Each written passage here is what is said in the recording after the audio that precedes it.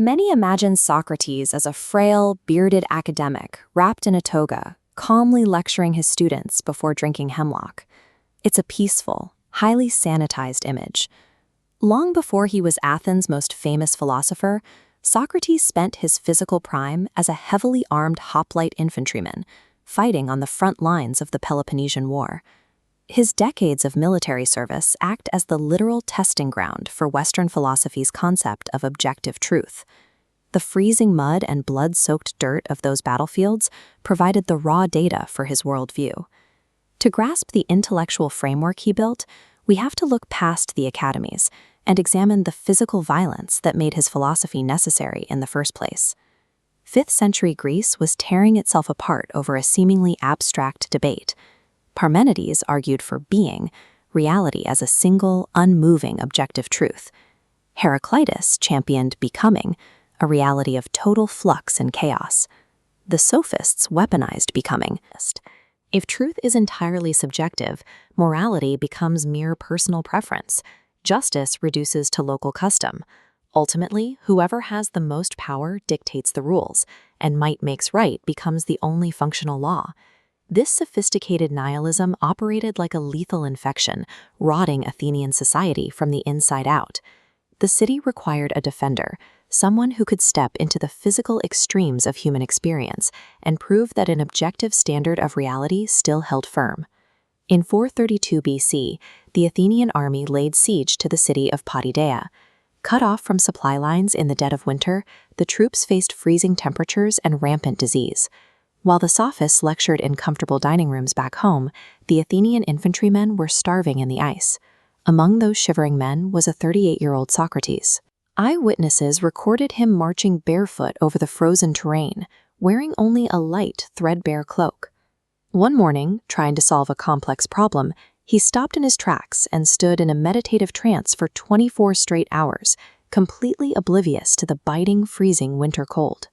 When the fighting finally broke out, the Athenian lines shattered.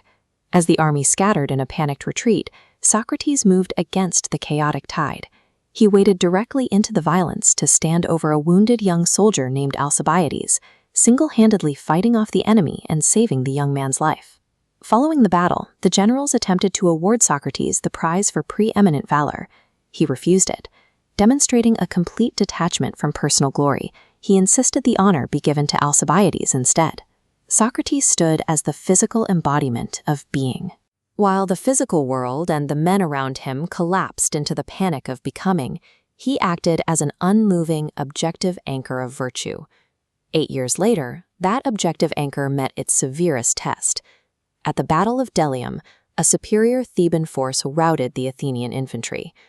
Men were slaughtered in the frenzy, and trapped garrisons were burned alive by experimental siege engines. The surviving Athenians fled in blind terror, abandoning their weapons and breaking all formation. Yet amid this complete systemic collapse, Socrates executed a terrifyingly disciplined, methodical tactical withdrawal. Witnesses, including the general Laches, watched Socrates stalk the blood-soaked battlefield like a pelican.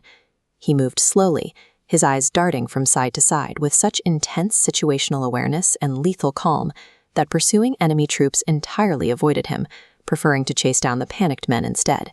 In the ultimate theater of chaos and death, Socrates answered the sophists' relativistic arguments with his physical body.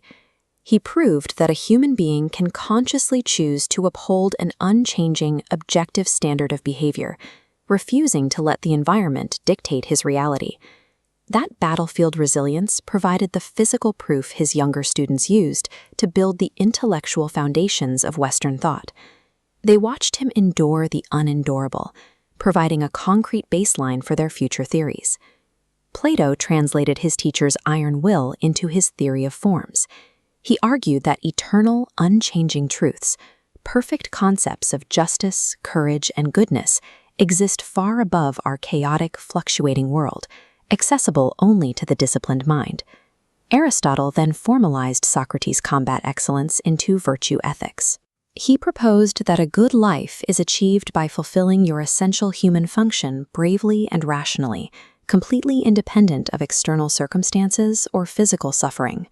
Plato and Aristotle formalized their metaphysical systems to explain the observable reality of Socratic virtue. They grounded their abstract logic in the physical record of a man who remained unchanged while his world dissolved into violence. Today, we are surrounded by modern sophists pushing the exact same relativistic arguments. We hear constant appeals to my truth and your truth, and the idea that all moral frameworks are entirely subjective constructs.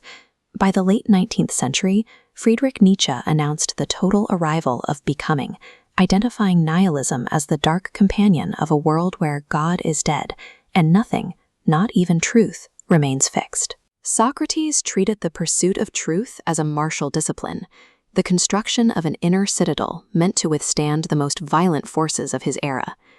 The pursuit of objective reality remains a martial discipline.